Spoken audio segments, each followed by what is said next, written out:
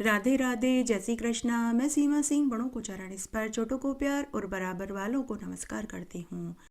बैसाख मास के महात्म्य का 16वां अध्याय सुनते हैं। कहने लगे कि हे ब्राह्मण, मेरा सर्वनाश हो गया है। जिसका पद खंडन हो जाए उसका जीवन ही व्यर्थ है। स्वामी सेवक की जिस कार्य पर नियुक्ति करे और वह उस कार्य को न कर सके तथा स्वामी का धन खाता रहे तो वह काठ का कीड़ा बनता है। अब मैं आपका कार्य नहीं कर सकता क्योंकि राजा कीर्तिमान ने यह सब कर्म नष्ट कर दिए हैं। इस मास के भय से समुद्र तक सब प्रजा बैसाख मास के कर्तव्य धर्म का पालन कर रही है और अन्य धर्म के कार्य, पितरों का श्राद्ध, अग्निष्टोम, होम आदि यज्ञ, तीर्थ यात्रा तथा अन्य दूसरे शुभ कार्य छोड़ दिए हैं। योग, सांख्य, प्राणायाम करना, होम, स्वाध्याय सब कुछ छोड़कर अन्य प्रकार के पाप करके भी बैसाख मास में किए धर्मों के प्रभाव से मनुष्य बैकुंठ को चले जाते हैं। जो कोई शुभ कर्म करता है वही इसका शुभ फल भोगता है, परंतु बैसाख धर्म से उनके सिवाय तीनों कुलों की अर्थात 26 पीढ़ी का बैकुंठ वास हो जाता है। जो गति देवताओं को यज्ञ आदि करने से नहीं मिलती, वह गति मनुष्य को बैसाख मास में स्नान, दान और धर्म करने से मिल रही है। अनेकों तीर्थों की यात्रा, यज्ञ, दान, तप, व्रत, प्रयाग में मरने, रण में मरने या काशी में मरने से भी नहीं मिलती। वह बैसाख मास में बैसाख के धर्मों को करने से सहज ही मिल रही है। ऐसा प्रतीत होता है बैकुंठ का कोई परिणाम नहीं, जो इतने मनुष्यों से भी नहीं भरता। अब मेरा कार्य न करने से मैं राजा को अपना शत्रु मानता हूँ, क्योंकि राजा की आज्ञा से सभी मनुष्य बैसाख धर्म का पालन कर रहे हैं। ब्रह्मा जी कहने लगे कि हे यमराज, इसमें आश्चर्य की क्या बात है। गुणवानों से ईर्ष्या करना दुख का कारण होता है। यह बैसाख मास भगवान को भी अति प्रिय है। इसके धर्मों को सुनने मात्र से अनेक पाप दूर हो जाते हैं। जो बैसाख धर्म का पालन करता है और उसके गुणों का गान करता है, उस पर भगवान प्रसन्न होते हैं। ब्रह्मा जी कहते हैं कि हे यमराज, उस राजा पर मेरा कोई प्रभाव नहीं, क्योंकि विष्णु के भक्तों का कोई अशुभ नहीं कर सकता। किसी में इतना सामर्थ्य नहीं कि विष्णु के भक्तों को नुकसान पहुंचा सके। उनके भक्तों को जरा, मृत्यु, व्याधि आदि का कोई भय नहीं रह जाता। सेवक को स्वामी ने जिस काम के लिए नियुक्त किया है, जब तक उसमें शक्ति है किए जाए, और जब कार्य करने की शक्ति न रहे तो स्वामी से निवेदन कर दे। उसी समय वह उऋण हो जाता है और उसे कोई दोष स्वामी का कार्य न करने का नहीं लग सकता। अपना कर्तव्य कार्य करने में प्राणियों का कोई दोष नहीं लगता। हे यम, तुम इस कार्य के करने में असमर्थ हो तो तुम्हारा क्या दोष है। जब ब्रह्मा जी ने ऐसा कहा तो यम अत्यंत दुखी होकर रोने लगे तथा अत्यंत दीन वाणी से बोले कि हे पितामह, आपकी सेवा से मुझको सब कुछ मिल गया है, परंतु अब मुझे अपने काम पर जाने की तब तक इच्छा नहीं जब तक भूमंडल पर यह राजा राज्य करता है। जब तक इस राजा को इस कार्य से मैं चलायमान नहीं कर देता, मुझको विश्राम नहीं प्राप्त हो सकता। आप मेरे इस कार्य को सिद्ध कर दीजिए, तभी मैं फिर से शासन कर सकूंगा। यम की बात सुनकर ब्रह्मा जी सोच में पड़ गए। थोड़ी देर विचार करके ब्रह्मा जी यम को समझाते हुए बोले कि हे यम, इस वैष्णव धर्म में परायण राजा का निग्रह तू नहीं मानता है, तो तुम मेरे साथ विष्णु भगवान के पास चलो।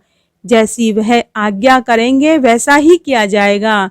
ऐसा कहकर ब्रह्मा जी यम को साथ लेकर क्षीर सागर में गए। निर्गुण स्वरूप परमेश्वर मधुसूदन अद्वितीय पुरुषोत्तम भगवान की सांख्य योग से स्तुति करने लगे। इस प्रकार की स्तुति पर श्री विष्णु भगवान प्रकट हुए और गंभीर वाणी से कहने लगे कि तुम्हारे आने का क्या कारण है। क्या तुम राक्षसों द्वारा सताए गए हो यम का मुख मलिन और कंधे झुके हुए दिखाई दे रहे थे। तब ब्रह्मा जी कहने लगे कि हे प्रभु, राजा कीर्तिमान की आज्ञा अनुसार उनके शासन में सभी मनुष्य बैसाख के धर्मों का पालन करके विष्णु पद को प्राप्त करते जा रहे हैं। इस कारण सारी यमपुरी खाली हो गई है। यम युद्ध करने के लिए राजा के पास गया और अपना दंड उठाकर राजा को मारने लगा तो आपके सुदर्शन चक्र ने यम को परास्त कर दिया। अब यह दुखी होकर मेरे पास आया है। हम आपके भक्तों को दंड देने के सामर्थ्य नहीं रखते हैं, इसलिए आपकी शरण में आए हैं। अब हे महाप्रभु, हे मधुसूदन, हे सुदर्शन चक्रधारी, आप राजा को दंड देकर यम की रक्षा कीजिए। ब्रह्मा जी की यह वार्ता सुनकर भगवान हंसकर कहने लगे, हे ब्रह्मा जी तथा यम, मैं लक्ष्मी जी अपनी देह और प्राण भी त्याग सकता हूँ। श्री वत्स, कौस्तुभ मणि तथा वैजंती माला का भी त्याग कर सकता हूँ। श्वेत दीप, बैकुंठ, क्षीर सागर और गरुड़ और शेष की सवारी को भी मैं छोड़ सकता हूँ, परंतु अपने भक्तों को मैं नहीं छोड़ सकता। आप ही सोचिए, जिन्होंने मेरे लिए सर्वस्व त्याग दिया और अपनी आत्मा तक मुझ में लगा दी, मैं उनको कैसे त्याग सकता हूँ। फिर भी हे यम, मैं तेरे दुख को दूर करने का उपाय बतलाता हूँ। इस राजा की आयु मैंने 10,000 वर्ष की कर दी है, जिसमें 8,000 वर्ष बीत चुके हैं। अब 2,000 वर्ष की आयु और भोग कर वह मेरे सायुज्य मुक्ति को प्राप्त हो जाएगा। तब वेन नाम का एक राजा बड़ा दुराचारी होगा और सब वेदोक्त धर्मों को वह नष्ट कर देगा। तब बैसाख धर्म भी लोप हो जाएगा और वह स्वयं अपने पाप से जल जाएगा। फिर मैं पृथु का अवतार लेकर पुनः धर्म की स्थापना करूंगा और बैसाख धर्म का पालन मैं सभी मनुष्यों से करवाऊंगा। जो मेरा भक्त, जिसने मुझ में ही अपना ध्यान लगा दिया है और सर्वस्व त्याग दिया है, वह कोई हजारों में से एक ही होता है। उसको ही बैसाखोक्त धर्म कहना चाहिए। पर बहुत थोड़े मनुष्य पृथ्वी पर मेरे इस धर्म को जानते हैं। अब हे यम, तू किसी प्रकार से दुखी मत हो, तेरे काम की सिद्धि हो जाएगी। वह राजा तेरा भाग भी देगा। अपने अपने भाग को ग्रहण करने वाला दुखी नहीं होता। जो मनुष्य उद्देश्य से प्रतिदिन स्नान, अर्ध, जलकुंभ, दही, अन्न आदि का दान नहीं करेंगे, उनका बैसाख धर्म निष्फल हो जाएगा। वह राजा अवश्य तुमको भाग देगा, क्योंकि वह मेरा भक्त है। जो कोई प्राणी तुम्हारा भाग देकर बैसाखतो धर्म करे, उसके कार्य में तुम विघ्न मत डालो, और जो तुम्हारा भाग दिए बिना ही केवल मेरा भजन करता है, उसको मेरी आज्ञा से तुम अवश्य दंड दे सकते हो। उस राजा से तुम्हें भाग दिलाने के लिए मैं अभी सुनंद को भेजता हूँ। वह अवश्य राजा को समझाकर तुम्हें तुम्हारा भाग दिलवाएगा। इस प्रकार हर तरह से यम को आश्वासन देकर भगवान अंतर्ध्यान हो गए और यम भी प्रसन्नता से अपनी यमपुरी को चले गए। और फिर भगवान की आज्ञा से जैसे सुनंद ने राजा को समझाया, सभी ने बैसाख मास के धर्मों में यम को भाग दिया। इसलिए बैसाख मास में प्रतिदिन यम के निमित्त स्नान और अर्घ्य करना चाहिए, नहीं तो बैसाख के सभी कर्म निष्फल हो जाते हैं। बैसाख की पूर्णिमा को सबसे पहले यमराज के निमित्त जल का घड़ा, दही और अन्न दान करना चाहिए।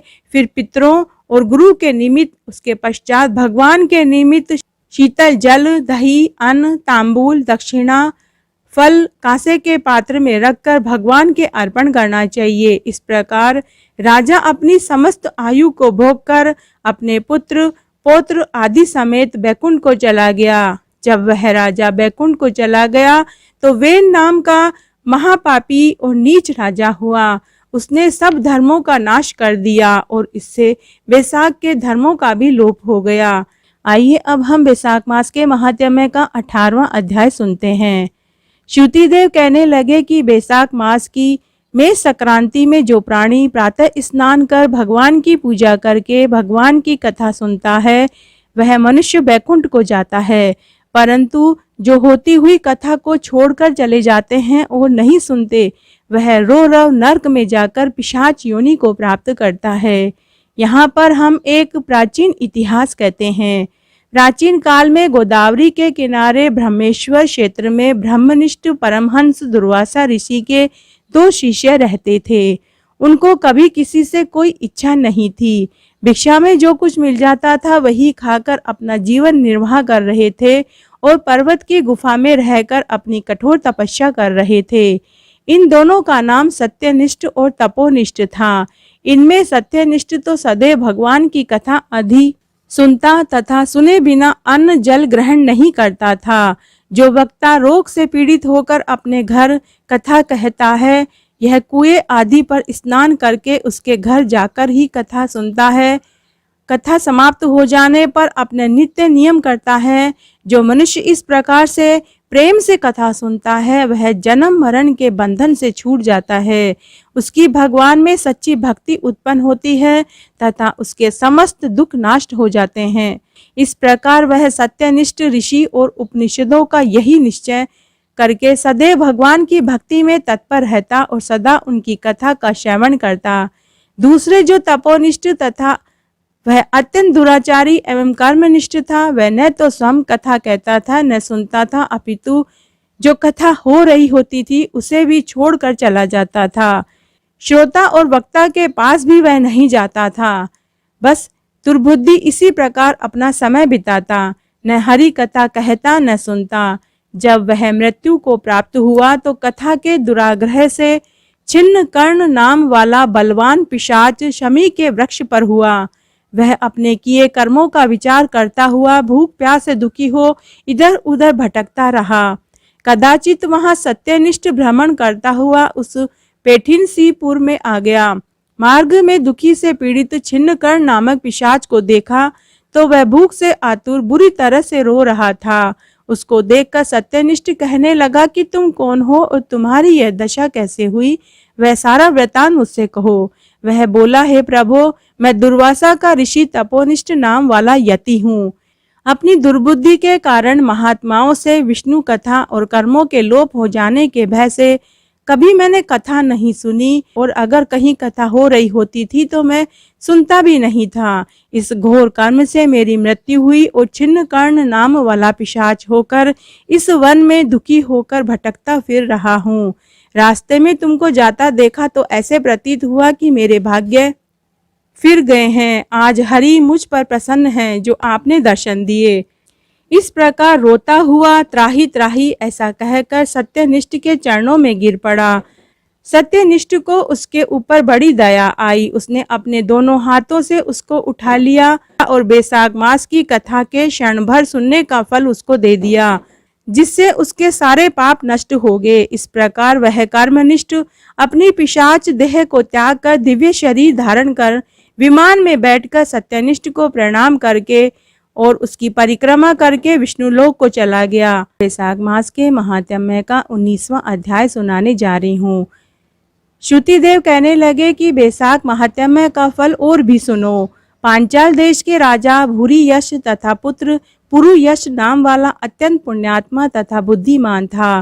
पिता के मरने पर वह राजा बना। वह धर्म पूर्वक पृथ्वी का राज्य करता था, परंतु पूर्व जन्म में उसने जल दान नहीं किया था। इस कारण उसकी सारी संपत्ति नष्ट हो गई। इस प्रकार उसको बलहीन देखकर उसके कई शत्रु राजाओं ने उस पर आक्रमण कर दिया। राजा बेचारा परास्त होकर अपनी शिखनी रानी और कुछ धात्रियों के सहित पर्वत की एक ऐसी गुफा में छिप गया जिसका रास्ता कोई नहीं जानता था। राजा ने बड़ी व्याकुलता से वहां 53 वर्ष व्यतीत किए।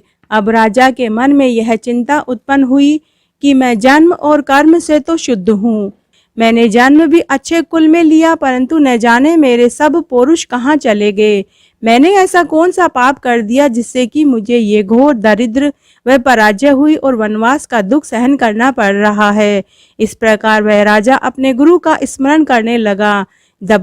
तब राजा के स्मरण करते ही 2 मुनीश्वर याज और उपयाजक नाम वाले वहां आकर उपस्थित हुए। राजा ने उनको देख सहसा खड़े होकर भक्ति पूर्वक शीश नवाया और वनवास से दुखी राज चिन्ह से हीन वन के मार्ग को न जानने वाला वह राजा थोड़ी देर चुपचाप खड़ा रहा और फिर रोता हुआ उनके चरणों में गिर पड़ा। तब दोनों मुनियों ने पकड़कर राजा को उठाया। उसके पश्चात राजा ने वन के पुष्पों से विधिवत उनका पूजन किया। जब वह दोनों बैठ गए तो राजा ने बड़ी नम्रता से उनसे प्रश्न किया कि हे महाराज, मैं जन्म से तो शुद्ध हूँ, पितरों और देवताओं का भी मैं पूजन करता हूँ, पाप से मैं हमेशा डरता हूँ, प्राणियों पर मैंने हमेशा दया की है, गुरु की भक्ति में मैं हमेशा लगा रहा, फिर ऐसा क्या कारण है कि मैं ऐसा दरिद्र हो गया हूँ? मेरा सारा कोष नष्ट हो गया है, शत्रुओं ने मुझे परास्त कर दिया और मैं वन का वासी अकेला क्यों रह गया? मेरे पुत्र, पौत्र, भाई, बंधु कोई नहीं रहा, कोई मेरा मित्र नहीं रहा। मैं निष्पाप होकर राज्य कर रहा था, फिर भी मेरे राज्य में अकाल क्यों पड़ गया? इसका क्या कारण है? आप मुझे विस्तार पूर्वक कहिए। राजा के ऐसे वचन सुनकर थोड़ी देर सोचकर दोनों मुनि याज और उपयाजक कहने लगे कि हे राजन, तू अपने दुख का कारण सुन। पहले 10 जन्मों में तू अत्यंत घोर पापी व्याध रहा। 10वें जन्म में भी तू बड़ा कठोर हृदय वाला व्याध का जन्म धारण करके प्राणियों का वध करके यमराज के तुल्य हो गया। जब 10वें जन्म में तू गौड़ देश में था तो अपने घोर बुरे कर्मों में लगा हुआ यात्रियों को निर्दयता से कष्ट देता था। तो उसी समय धूप से व्याकुल 2 बड़े धनवान वेश्य और वेद वेदांगों को जानने वाले कर्षण नाम वाले मुनि वहां पर आए। सिर पर जटा, देह पर छाल के वस्त्र, हाथ में कमंडल लिए हुए उनको आता देखकर तू धनुष बाण लेकर उनका रास्ता रोक कर खड़ा हो गया। फिर उनमें एक वेश्य को मारकर तूने सब धन छीन लिया। जब तू दूसरे वेश्य को मारने लगा तो वह समस्त द्रव्य वहीं घास फूस में फेंककर डर के मारे भाग गया। तब कर्षण मुनि व्याध के हाथ से मारे जाने के भय से व्याकुल हो मूर्छा खाकर जमीन पर गिर पड़े। तब तूने गिरे हुए ऋषि से पूछा कि वेश्या ने धन कहाँ छिपाया है? गड्ढे के पानी से उनके हाथ मुंह धोए और उनको मूर्छा न आ जाए, इस कारण उन पर पंखे से हवा करने लगा। और मुनि से कहा कि जब तक मैं इस वन में सशस्त्र हूँ तब तक तुमको किसी बात का भय नहीं। निर्धन मनुष्य सदा सुखी रहते हैं तथा तुम्हारे फटे वस्त्र, टूटे बर्तनों को लेकर भी मैं क्या करूँगा? तुम केवल यही बताओ कि उस वेश्या ने धन को कहाँ छिपाया है। यदि तुम ठीक नहीं बताओगे तो मैं तुम्हें मार डालूंगा। तब कर्षण बोले कि वेश्या ने अपने धन को इस वृक्ष के पीछे फेंक गया है और सम भाग गया है। तब व्याध ने ऋषि से कहा कि निडर होकर सुखपूर्वक यहाँ से चले जाओ। यहाँ से थोड़ी दूर पक्के तालाब में निर्मल जल है, वहाँ जल पीकर अपना परिश्रम दूर कर अपने स्थान को चले जाना। अभी राजा का कर्मचारी वेश्या का रुदन सुनकर तथा पांवों के निशान देखते हुए इधर आएंगे, इसलिए मैं तुम्हारे साथ नहीं चल सकता। यह पंखा ले जाओ, इसकी हवा से कुछ गर्मी कम हो जाएगी। इस प्रकार तुमने पंखा दान कर दिया और तुम गहन वन में चले गए। यद्यपि तुमने कार्यवश उसकी सेवा की थी, परंतु बैसाख मास की प्रचंड धूप में तुम्हारे द्वारा की गई इस सेवा के परिणाम स्वरूप तुम्हें तेरा जन्म विशाल राजवंश में हुआ। यदि तेरी इच्छा अब सुख, राज्य, धन, धान्य, लक्ष्मी, स्वर्ग या सायुज्य मुक्ति पाने की है तो तू वेशोक्त धर्म का पालन कर, तुमको संपूर्ण सुख प्राप्त हो जाएंगे। इस मास का नाम माधव मास है और तृतीया का अक्षय तृतीया। जल्दी ही एक ब्याही हुई गौ ब्राह्मण को दान में दे दे, इससे तेरे कोष भर जाएंगे। छत्र के दान से तुझको राज्य की प्राप्ति होगी। विधिवत स्नान कर, माधव भगवान की पूजा कर, दिव्य प्रतिमा के दान से तेरी विजय हो जाएगी। यदि तेरी इच्छा अपने समान पुत्रों की है तो तू सब प्राणियों के हित के लिए प्याऊ लगवा दे। हे राजन, इस बैसाख मास में सब कर्मों के करने से समस्त लोग तेरे वश में हो जाएंगे। इतना कहकर दोनों कुल पुरोहित, याज और उपयाजक अपने अपने स्थान को चले गए। तब वह महापराक्रमी राजा कुल पुरोहितों के कथा अनुसार वैशाक्त धर्म और भगवान की पूजा करने लगा, जिसके प्रभाव से राजा ने अपनी बची हुई सेना को लेकर पांचाल नगरी में प्रवेश किया और इस प्रकार उसने अपना खोया हुआ सारा राज्य पुनः प्राप्त कर लिया और इस जीवन का सुख भोगकर बैकुंठ को प्राप्त हुआ। वैशाख मास के महात्म्य का 20वां अध्याय सुनाने जा रही हूँ। श्रुति कीर्ति कहने लगे कि हे मुनिवर, वैशाख धर्म के महात्म्य को सुनने से मेरी तृप्ति नहीं हो रही है, क्योंकि भगवान विष्णु की कथा को सुनकर किसके कान तृप्त होते हैं। मेरे पूर्व जन्म के पुण्य उदय हो गए हैं, जो आप आतिथ्य उपदेश से मेरे घर पधारे। आपके मुख से निकले अमृत रूपी वचनों को पान करके मैं कृतकृत्य हो गया हूँ। मुझको मोक्ष आदि की भी इच्छा नहीं है। आप मुक्ति के दाता भगवान विष्णु मधुसूदन को प्रसन्न करने वाले दिव्य धर्मों का उपदेश करते जाइए। तब तुम्हारी स्त्री कहने लगी कि अब वेद मेरे घर आए हैं, अब इनके द्वारा मेरे पति का रोग नष्ट हो जाएगा। अब तक वेदों ने मुझको ठग लिया है। उनके चरण धोकर तुम्हारी स्त्री ने अपने सिर पर चरणों उद्दक छिड़क लिया और फिर महात्मा को गर्मी से व्याकुल देखकर शरबत पिलाया। दूसरे दिन प्रातः वह महात्मा चले गए। उधर तुमको सन्निपात हो गया। जब तुम्हारी स्त्री ने तुमको त्रिकुटा पिलाया तो तुमने उसकी उंगली को काट लिया। तभी तेरे दांत भिज गए और उंगली तेरे मुख में रह गई। ठीक उसी अवस्था में तुम्हारी मृत्यु हो गई और उसी वेश्या के ध्यान में तुम्हारे प्राण निकल गए। अब तुम्हारी स्त्री अपना कंगन बेचकर ईंधन लाई और तुम्हारी चिता के साथ वह भी सती हो गई। इस प्रकार सती होने तथा बैसाख में शरबत पिलाने और चरणों उद्दक सिर पर छिड़कने से वह सदगति को प्राप्त हो गई। यद्यपि तेरे सारे पाप नष्ट हो गए थे, परंतु अंत समय वेश्या का ध्यान करने से तुझे व्याध का जन्म मिला। इसी कारण तू सदा हिंसा में लगा रहता है। मन में सोचा कि इस ब्राह्मण का मैंने सब कुछ हर लिया, यह तो मेरा कर्म ही था, लेकिन मैंने इसके नए जूते भी ले लिए हैं, तो अब इसको अपने पुराने जूते क्यों न दे दूं, जिससे इस ब्राह्मण के पैरों की रक्षा हो जाए। फिर अब पुरानों जूतों की मुझे आवश्यकता भी नहीं है। ऐसा विचार करके उसने अपने पुराने जूते उस ब्राह्मण को दे दिए। उन जूतों को पहनकर वह ब्राह्मण अति सुखी हो उस व्याध को आशीर्वाद देने लगा कि तुमने बैसाख मास में जूतों का दान किया है, अतः तुम्हारे पुण्य उदय हो जाएंगे, क्योंकि ऐसे दान से भगवान हरि पापी व्याध से ही प्रसन्न हो जाते हैं। उस ब्राह्मण से इस प्रकार आशीर्वाद सुनकर व्याध विस्मय से कहने लगा कि हे ब्राह्मण देवता, मैंने आपसे ली हुई वस्तु आपको लौटा दी है, इसमें आशीर्वाद की कौन सी बात है। और जो आपने बैसाख मास व हरि की प्रशंसा की, सो यह बैसाख और हरि कौन है तथा इनका क्या फल है। ऐसे व्याध के वचन सुनकर ब्राह्मण शंख विचारने लगा। सब कर्मों का फल जन्मांतर से मिलता है। अतः ब्राह्मण बोला, हे व्याध, तुमने मुझको ताप नाश करने वाले जूते दान किए हैं, जिससे भगवान की कृपा से तेरे पूर्व जन्म के पुण्य उदय हो गए हैं। भगवान तुम पर प्रसन्न है। उसी समय मृत्यु द्वारा कल्पित सिंह व्याध के वध के लिए दौड़ता हुआ आया, परंतु बीच में देव कल्पित हाथी को देखकर पहले उसको मारने का उद्योग करने लगा। फिर उस वन में उस सिंह और हाथी का घोर संग्राम हुआ, जिससे वे दोनों थक कर गिर गए और एक दूसरे को देखने लगे।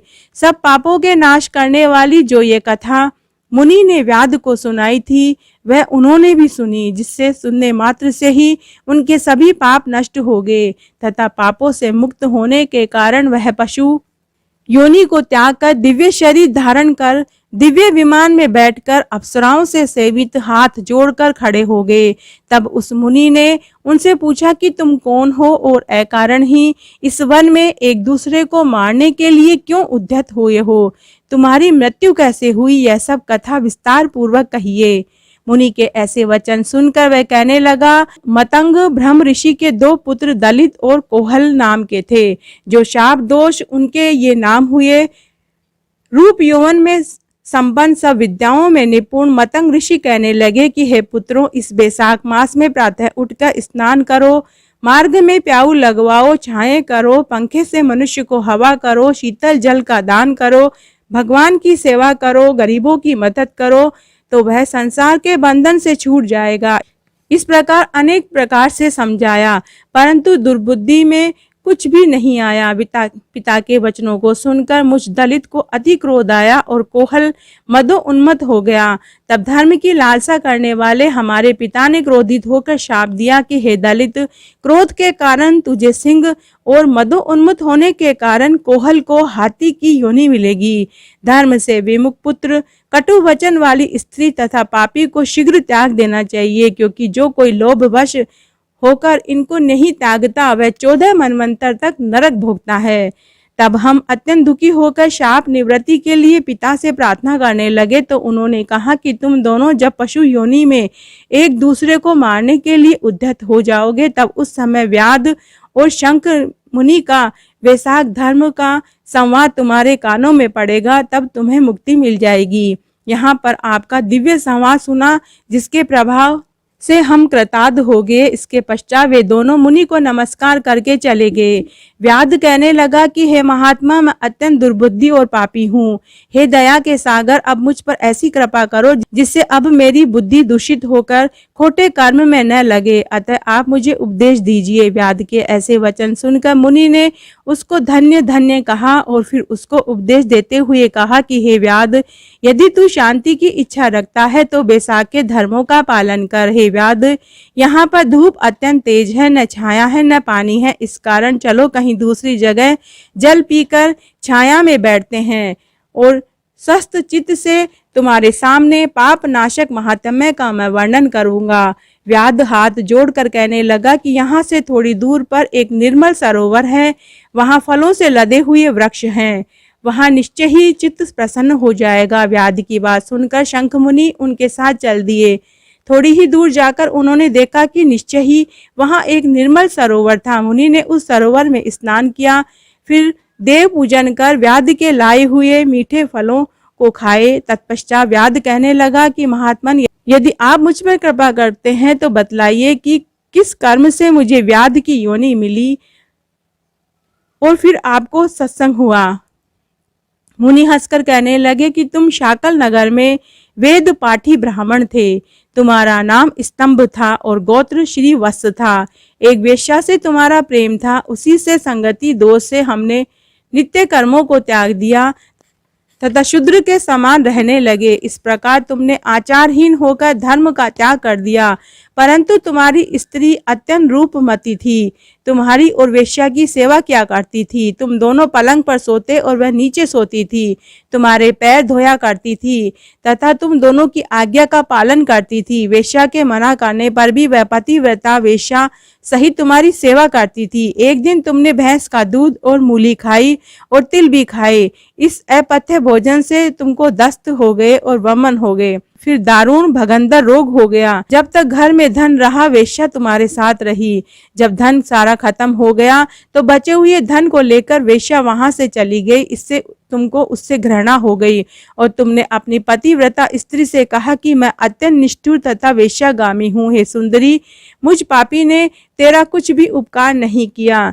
जो अपनी नम्र भार्या का मान नहीं करता वह 15 जन्म तक नपुंसक होता है। मैं रात दिन महात्माओं और तेरी अवज्ञा करने से निश्चय ही पापी योनि में पड़ूंगा। तेरे विनीत भाव पर भी मैं महाक्रोध ही करता रहा। इस प्रकार कहने पर वह तुम्हारी स्त्री हाथ जोड़कर कहने लगी कि हे स्वामी, आप ऐसा क्यों कहते हो? मैंने आप पर कभी क्रोध नहीं किया। यदि मुझको दुख प्राप्त हुआ है तो मेरे कर्मों का फल है। तुम मेरे प्रति दीनता और लज्जा मत करो। जो स्त्री अपने पति के क्रोध को सहन करे वही साध्वी है। ऐसा कहकर वह अपने पिता व भाई के घर से कुछ धन लाकर तुम्हारी सेवा करती रही।